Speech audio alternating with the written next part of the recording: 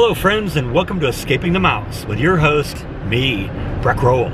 Alright, we are in Sacramento. We are on our way back to Texas. This is our first day on the road, and I've loaded up a minivan that I've rented with a bunch of things I inherited from my mom, and we're going to try and do a few fun things on the way back. Now, when I went to California a year and a half ago to visit my mom for her birthday, I kind of had a very specific schedule set out where I was going to go, you know, this place on this day and visit this place and then stay at this place and all that, and it didn't really allow for a lot of you know, just spontaneous things. So for this trip, it's Friday now. I don't have to be back to work until Thursday, so I want to be back at least by Tuesday night, but I've left enough flexibility in the schedule that if I see something along the road, we can stop and see some things. And I got a few things I want to hit on the way back, and I think we're going to have a good trip on the way back. So let's go. This is going to be fun. All right, we are in the beautiful city of Barstow in the middle of the Mojave Desert, and this is the place that we're going to go see, but I don't know, it doesn't look like there's a whole lot of people here. I'm hoping this place is even open. We'll see. Well, nuts. They're closed today. Now, this wasn't on the website, and it's supposed to be open till 4 o'clock today, so I don't know what's going on. It does kind of look like the place has been closed for a while, so I don't know what's going on here. What I wanted to do here is there is supposedly one of the largest meteorites ever found in the United States located here. Supposedly the second largest one ever, and it's supposedly in there, but I don't think we're going to get to see it today. But this looks like kind of an interesting property, so I'm going to kind of wander around and see if there's something else that's interesting. Besides, after a 6-hour drive, it feels good to get out and just walk a little bit, right? Alright, this is interesting. I walked right past this and didn't even notice it. This is a human sundial, and basically I guess what you do is you stand in one of these black squares here, the one for the appropriate month, and it'll tell you what time it is. And I guess this is January, so that's the month of January here. Let's see what happens when we stand in January. I don't know. I'm casting my shadow on a little bit before 4 o'clock. In reality, it's a little bit after 2 o'clock. Now, I don't know if they reset this thing for daylight savings time or what. It kind of looks to me like the daylight savings time months are on this side, and the non-daylight savings time, or maybe the other way around, the daylight savings time are on this side, and the non-daylight savings time are on this side. So I don't know. Let me see what happens, because we're actually pretty close to December. Let's see what happens when I stand into December.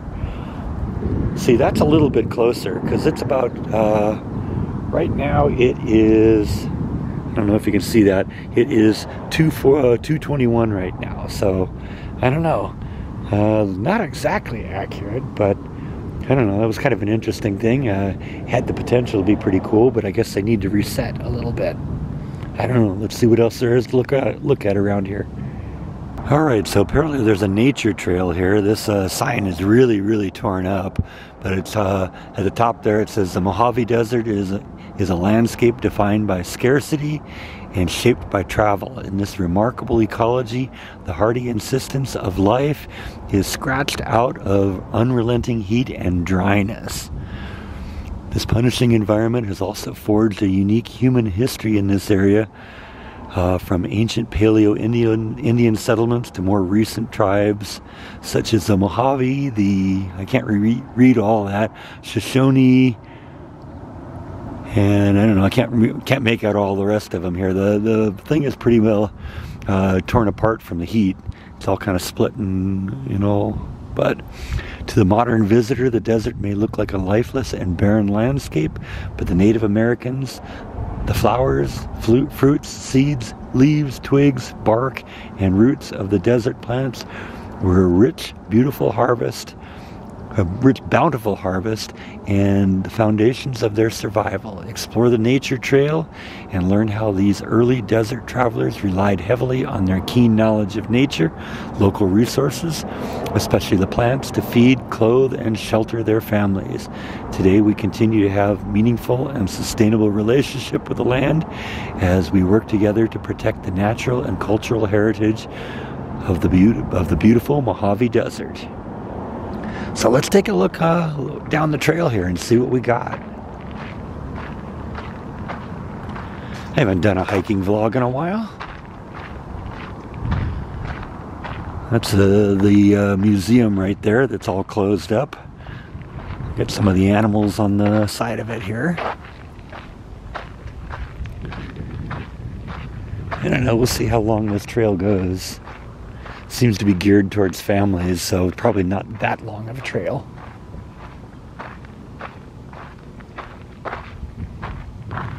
Four-wing saltbrush.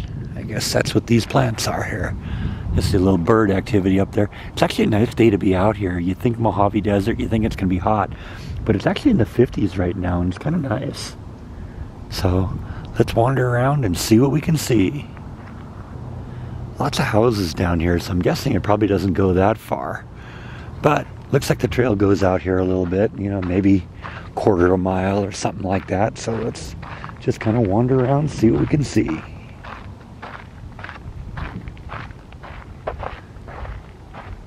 Like I said, it's a beautiful day to be out here.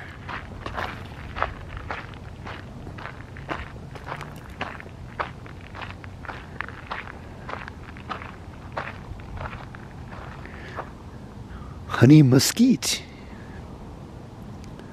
All right. I don't know why they call it a honey mesquite, but boy, it's got some needles on it, so you gotta be careful of that.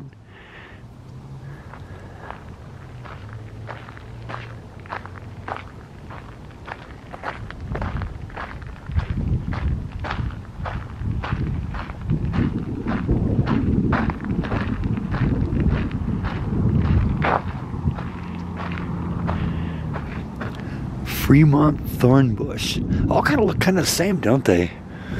It's kind of like a very, very tiny leaves. I guess that's really kind of common with when you get out in the desert, because you know you don't need a whole lot of leaf activity in order to photosynthesize, and leaves kind of tend to you know, bleed moisture, and you don't want to do that when you're 110 out here. So just tiny little leaves here, and that's all that these plants need. Got a little fuzz balls on this.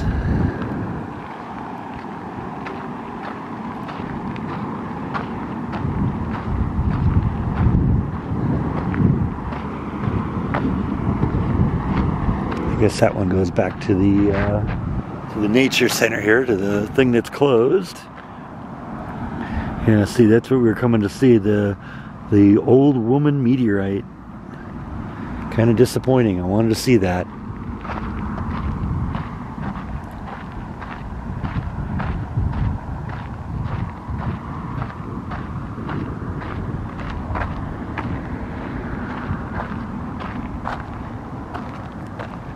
Surosot bush. See, another one that features teeny tiny leaves. Okay, this is what those little.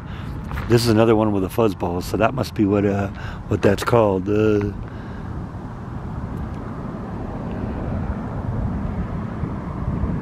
Creosote. I don't know how you pronounce that.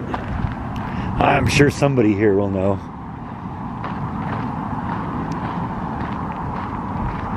Yeah, see, there's another one of those.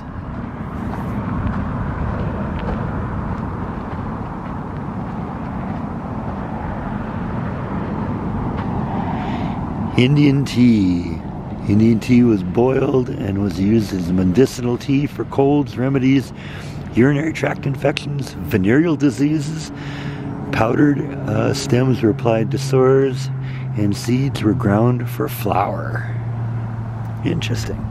Doesn't look like it's very doing much right now, but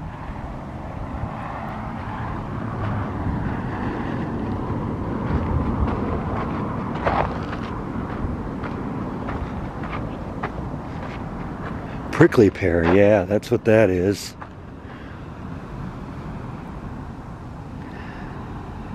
Young pads, buds, and fruit of the prickly pear were eaten. The plant was eaten, helps the body regulate blood sugar, and thus is important for treating diabetes. That's interesting. I didn't know that. Did you?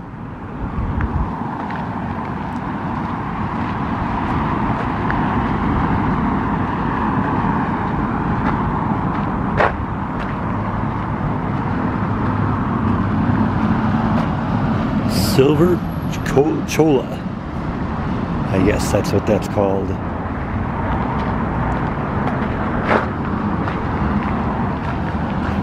Yeah, it seems to just kind of go around the museum here. There's a window. Let's see if we can peer in the window and see what's going on in here. Looks like just kind of a storage room in there. I don't know. I don't know if you can see anything in there.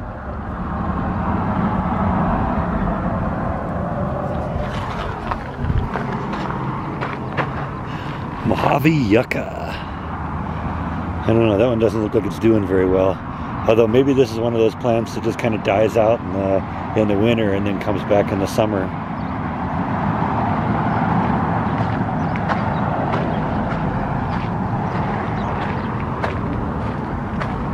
Joshua tree. Okay, I've been to Joshua tree.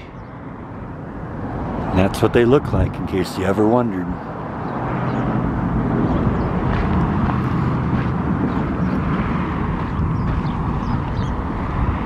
Winter fat. I guess that's what that is. Winter fat was used for intermittent fever. Powdered root or polis was used to treat skin conditions such as poison ivy, burns, sores, and boils. Didn't know you were going to be getting a medical lesson today, did you? I didn't know I'd be giving one. Beaver tail cactus. Guess that's there, right there too. That one doesn't look like it's doing very good either. I don't know. Maybe this place hasn't been open for a while, because some of the plants seem like they're in pretty bad shape. They also need to come in here and pick up the trash. There's all sorts of... See, one of the things you run into in areas like this is it gets really windy. And when it gets windy, all the trash seems to tend to blow in here. So... yeah, I don't know. I kind of had a feeling it was maybe not the best sign when I came here and there was only... no cars in the parking lot except for mine. Let's see what's over here. Yeah, that sign's just been baked in the sun. Can barely see what that says.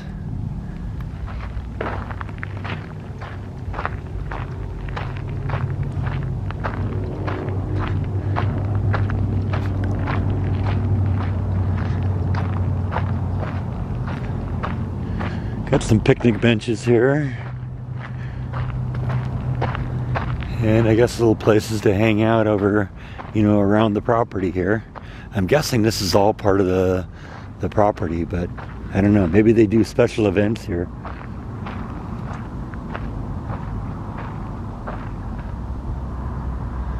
I don't know. It's kind of pretty here though, isn't it?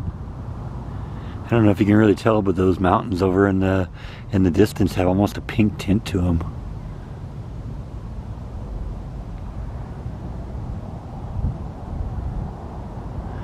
Welcome to Barstow.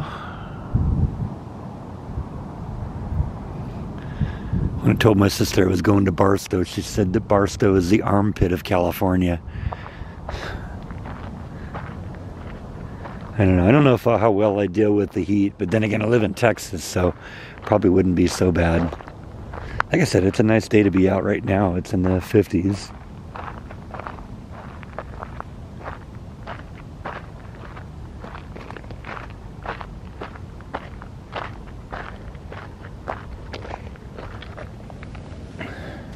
I remember stuff like this from my geology professor.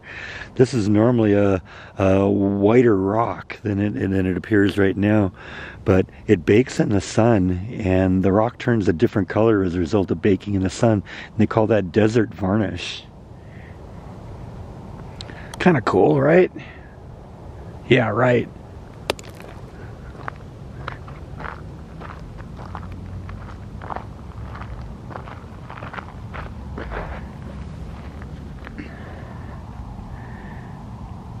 That's some sort of a quartz rock.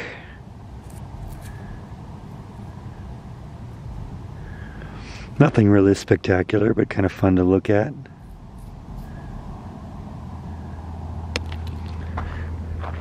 Haven't seen anything yet that I absolutely positively need to take with me, but I'm open to the idea.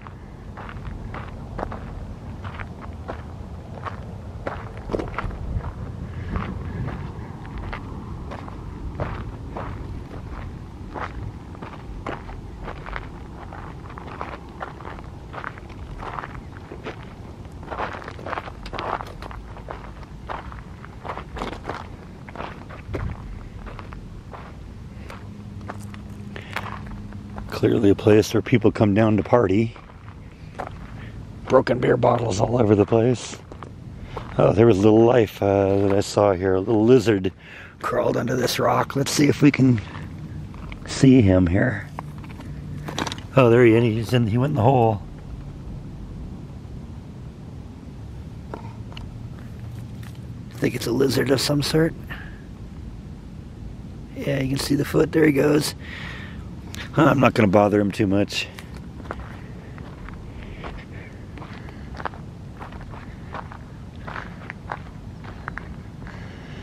That's something you kind of got to do in places like this, is kind of be on the eye, be on the lookout for wildlife.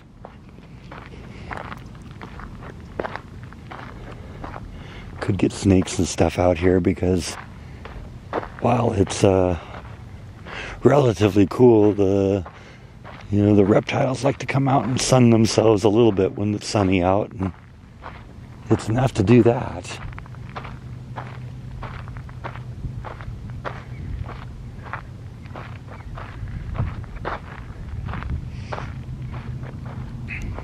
Yeah, this place needs a little cleanup here.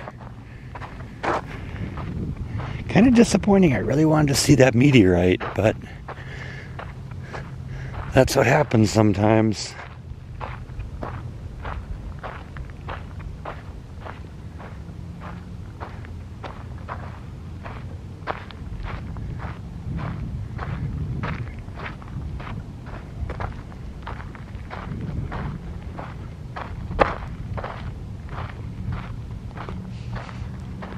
Some lava, it looks like. Lava stone. Doesn't surprise me. I remember when I was driving back here a year and a half ago, I noticed some lava fields along the side of the freeway that I haven't seen yet. So there was like volcanic activity just at the last 10 or 20,000 years. So it doesn't surprise me entirely you find a little lava out here.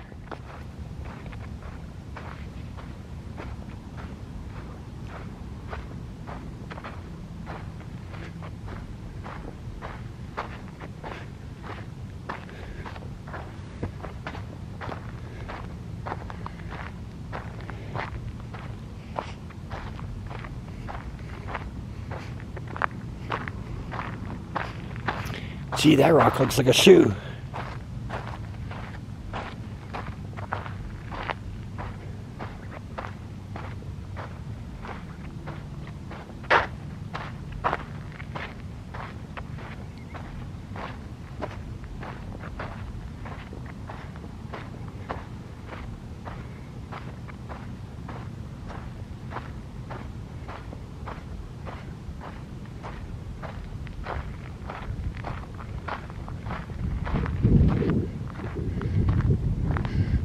See what's going on over there. It looks like there's a road over there. I just saw a car drive by. Kind of some interesting erosion here, probably just because they dug it all out to make the road.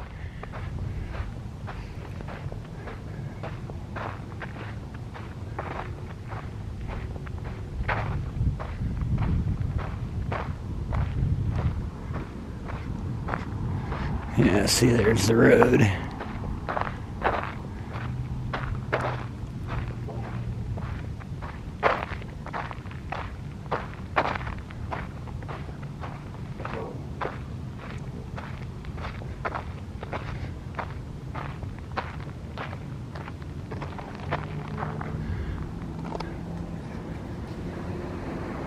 People tend to think that California is a very liberal place, but the truth is, you get out kind of away from where all the